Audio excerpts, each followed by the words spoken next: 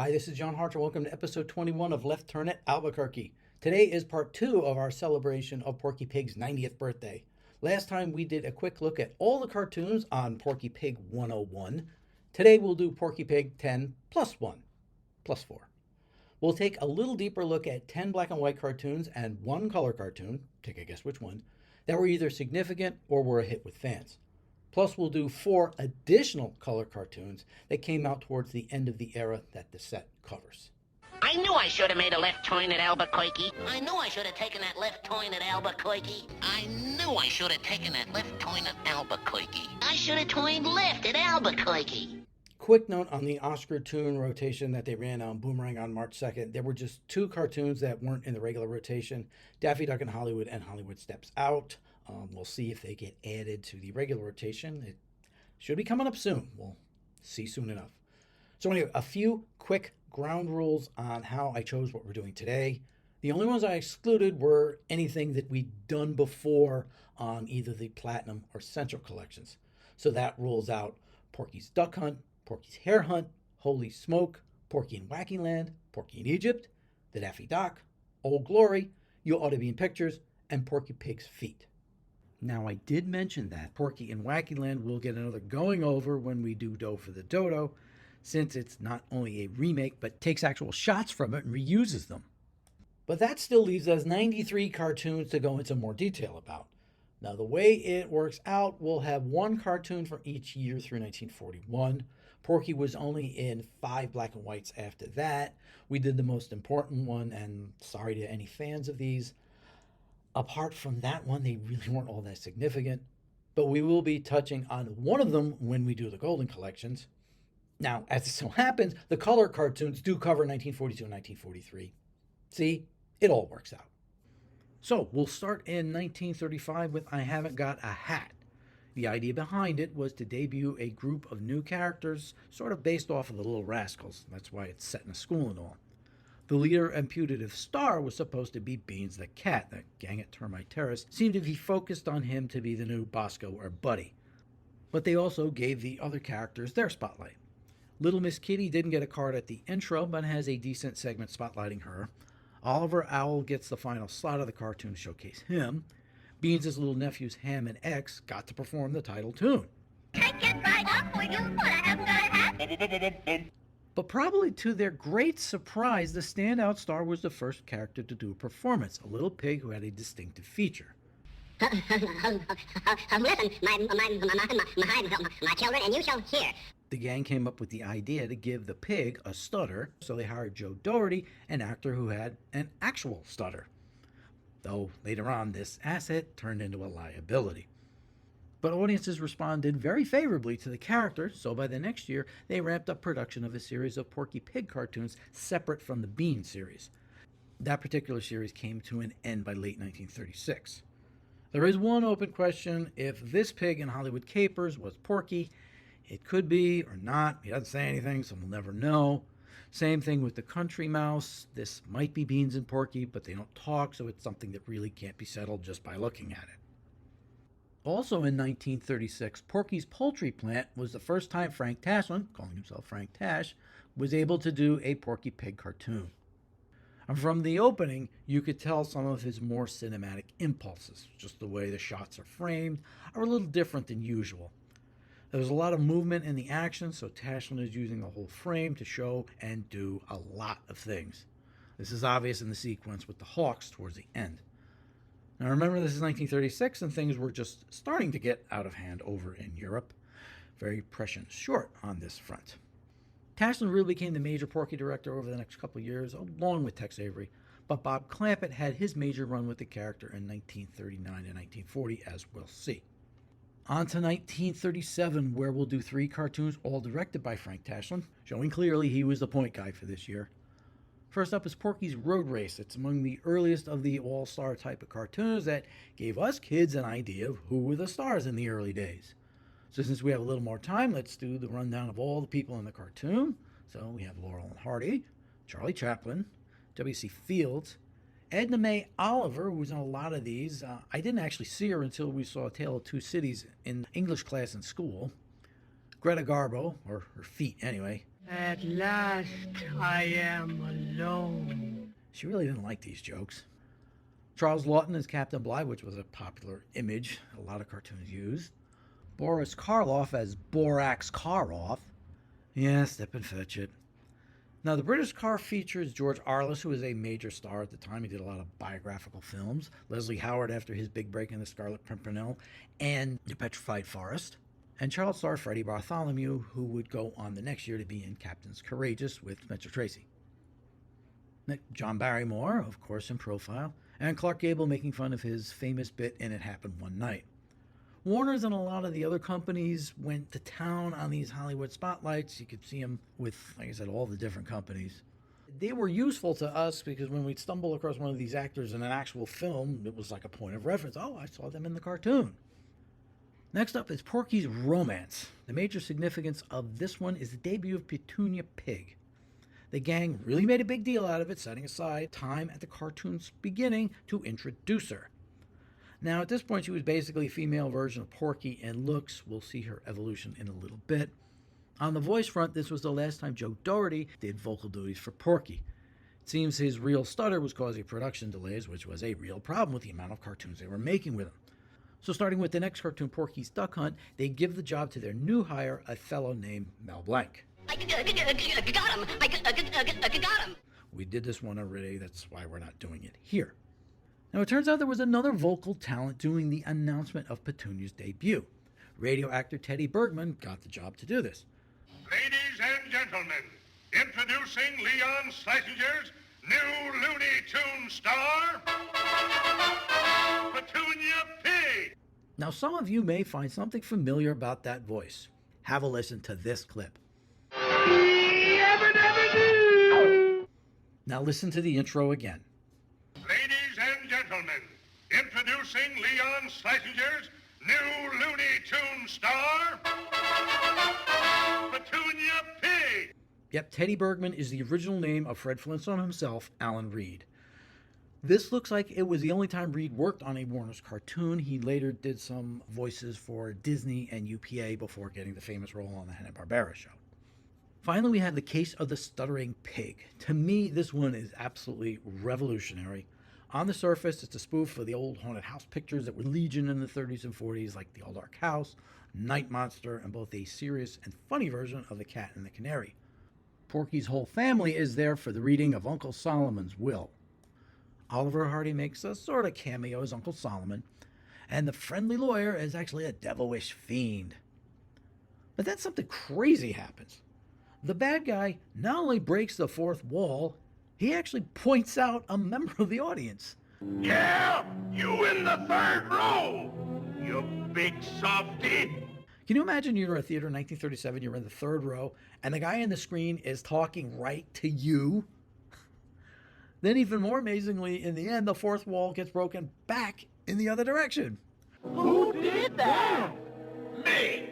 Who are you? I'm the guy in the third row, you big sour puss. This was just a phenomenally inventive cartoon. Now, 1938 had a number of very significant Porky Pig cartoons, from Porky's Hare Hunt, Holy Smoke, and the Daffy Duck, as well as Porky in Wackyland. Since we've gone over all of those, we'll focus on a couple of minorly significant tunes, both co-starring Daffy Duck and both directed by Bob Clampett. First is What Price Porky. As we mentioned last time, this took its name from the very popular World War I comedy What Price Glory, featuring John Ford's stock company favorite and later Oscar winner Victor McLaglen. This one is about a war breaking out between the chickens and the ducks, who are led, to whatever extent, by Daffy. They ended up using this animation of the chicks popping out of their eggs and wearing the shells as helmets quite a number of times. The other one I want to highlight is Porky and Daffy. This was the first time the two worked together as friends. Daffy's a prize fighter, and Porky is the manager who knows a secret weapon to get his fighter to go nuts just at the right time. Now, most of us probably recognize this gag from the Three Stooges short, where Curly gets going when he hears Pop Goes the Weasel.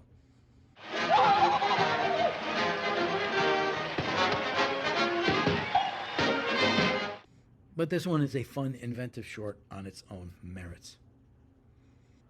Porky's best from 1939 is clearly Old Glory, but there are a couple of other gems that came out that year for him.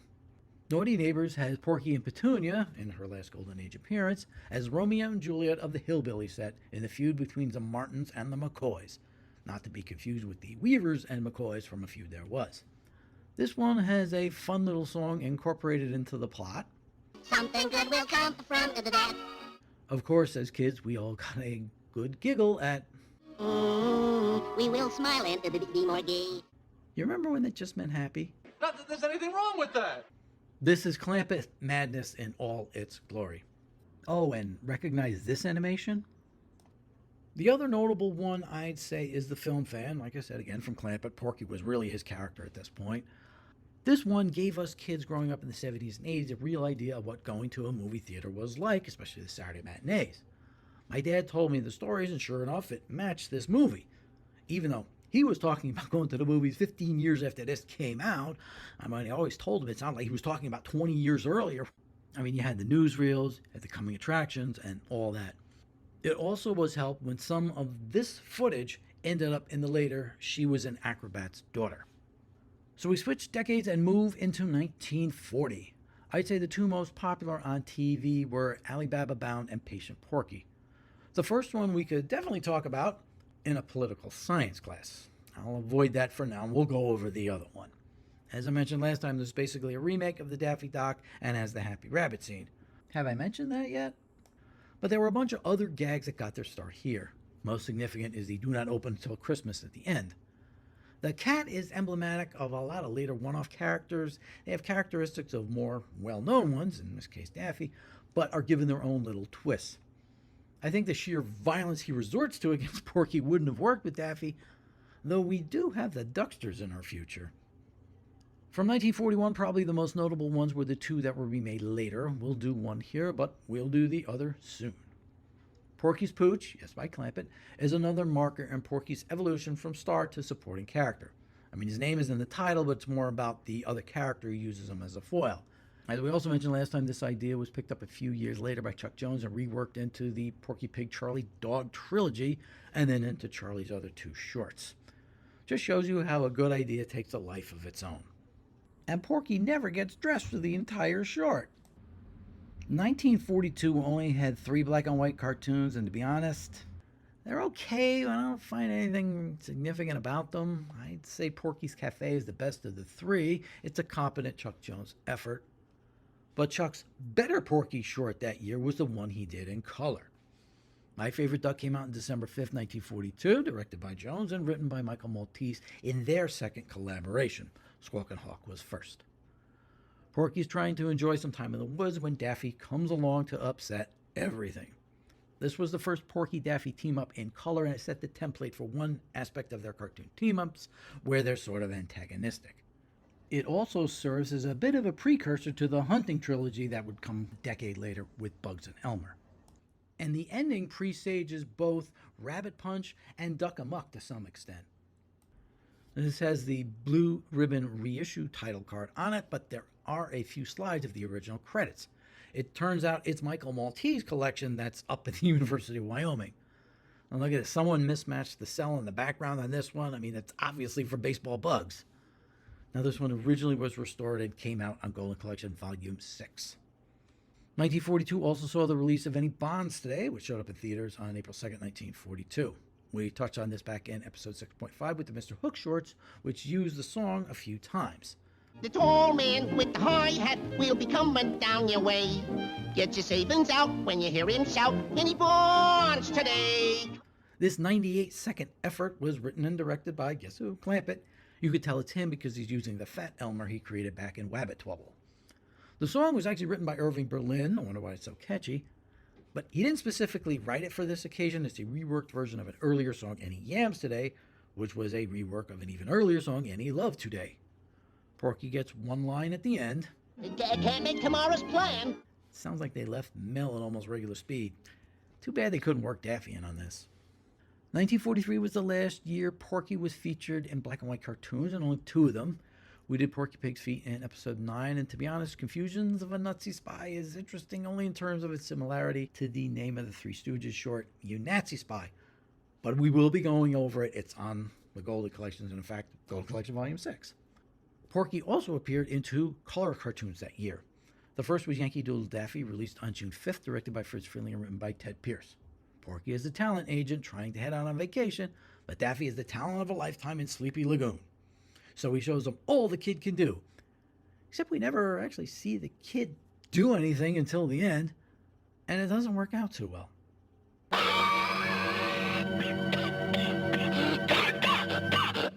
My heart. Now this is one of Frizz's all-time greats, an absolute tour de force by Daffy.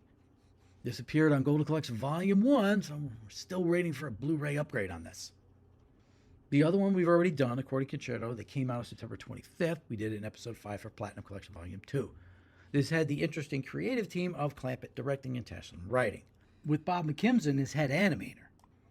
We actually did that episode almost exactly a year ago. This was a cartoon where I heard tales of the Vienna Woods in North Jersey Ravioli and Garfield. Unfortunately, between last year's video and now, the ravioli shop has closed. Unfortunate, but it happens. At least Vita Me is still there. Now, since we talked about the black and white and color issue, let's do a quick rundown of the 2 types of recolored Porky Pig cartoons we've gotten over the years. Now, I'm borrowing a lot of this from the Looney Tunes Wiki fan page, so thanks to them, I'll put a link to it down below.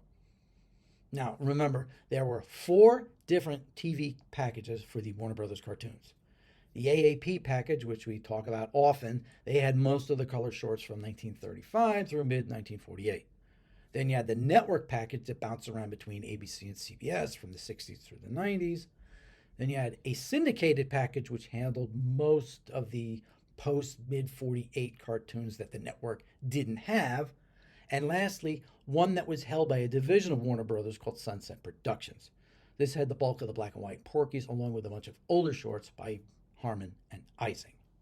With a lot more people getting color TVs by the late 60s, I mean, our family didn't actually get one until 1974, they decided to turn 78 of the black and white cartoons into color cartoons. This was done by sending them out to a South Korean company, which then traced over the frames and then recolored those retracings. Since it would take too long to do all the frames, they decided to do every other one. Needless to say, they look pretty herky-jerky. But it did get them on when some stations would start balking at showing black and white cartoons. Though that never hurt Popeye, but that's a story for another day. So we jump to the 80s, and Nickelodeon gets their package of cartoons, which included the recolored ones from the 60s. Well, the executives were none too happy when they saw them on air, so they went to Warner's and made a deal to redo them via computer colorization, like what Ted Turner was doing at the time. So they did those same 78 cartoons and added another 26, making it a total of 94 of those original computer colorized shorts. Eventually, they ended up recoloring all 99 black and white Porkies, plus 4 black and white Daffys, and Puss in Booty, which oddly enough is the last black and white Looney Tune. And after all that work, they don't show them anymore now that they're doing the restorations of the original black and whites, but this was a major part of Porky's TV history, so figured we'd go over it. We'll talk about one other part of it at the end of next episode. Now we have an essential Bugs Bunny and an essential Daffy Duck, so as a thought exercise, here's what I think an essential Porky Pig might have looked like. There were no specials back in the 70s or 80s dedicated to him, so I went with 2 discs of 15 cartoons each. So on disc 1, we have mostly black and whites, except for a couple of color cartoons. I haven't got a hat.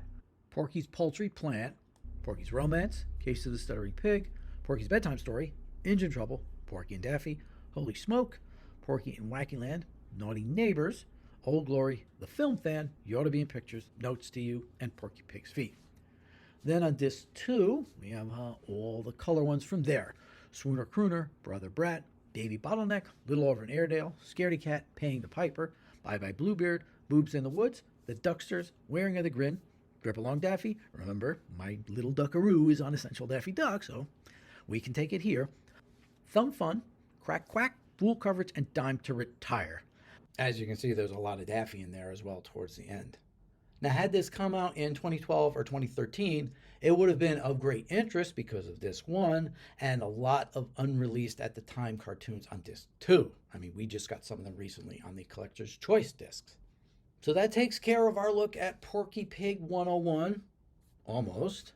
I'm going to go ahead and do 2 more rundowns next episode after we handle the Porky Pig Superstars disc that doesn't really have as much new Porky on it as you'd think.